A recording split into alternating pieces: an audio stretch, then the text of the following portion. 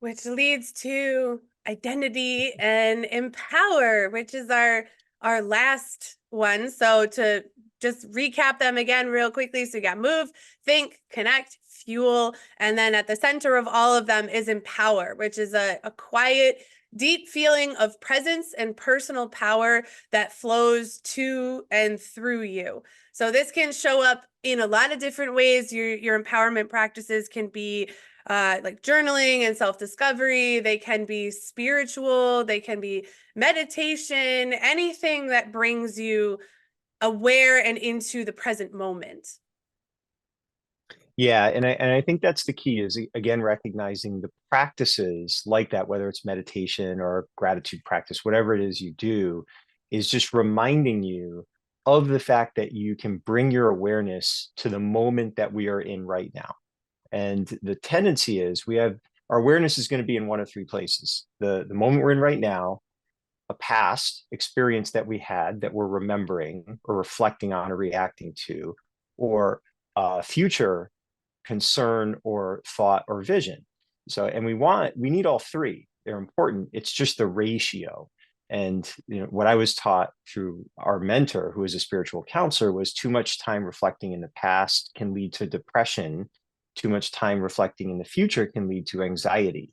So we want to learn from the past. We want to prepare for the future, but as best we can, recognize that the only moment we have is the one we're in right now. So doing practices that help you connect to that lets you, as you move through your day, stay more and more present and engaged with the thing that you're doing, because that's the only thing that you can really experience doing. Everything else is either a memory or an expectation, right? So that's the idea behind the empower.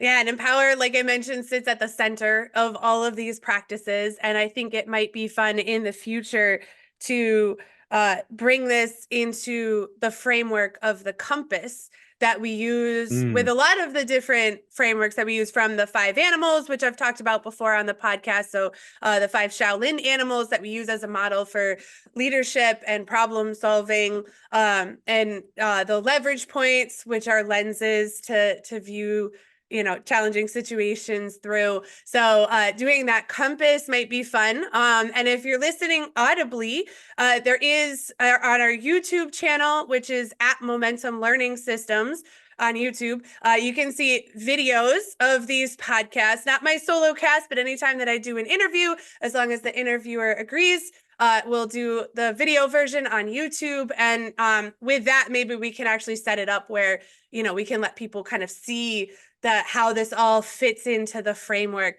of the compass. But for today, unfortunately, we have to end it here. This is a topic that we could talk for hours and hours and hours and hours on. yep.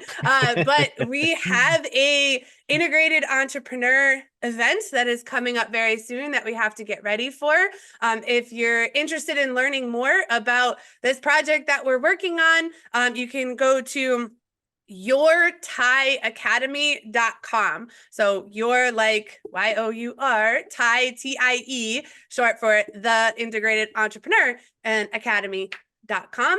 And Ken will be joining me more in the future, but thank you for jumping on with me today. I think this is a helpful topic for people to think about in January to kind of get their framework around their vision for the new year, whether it's in the form of goals or resolutions, or just thinking about how you can continue to spiral up your life. So thank you, Ken, for joining me today. And thank you to everyone who jumped in and joined us to listen or watch on YouTube. And of course, wherever you are, whatever you're doing, keep being you.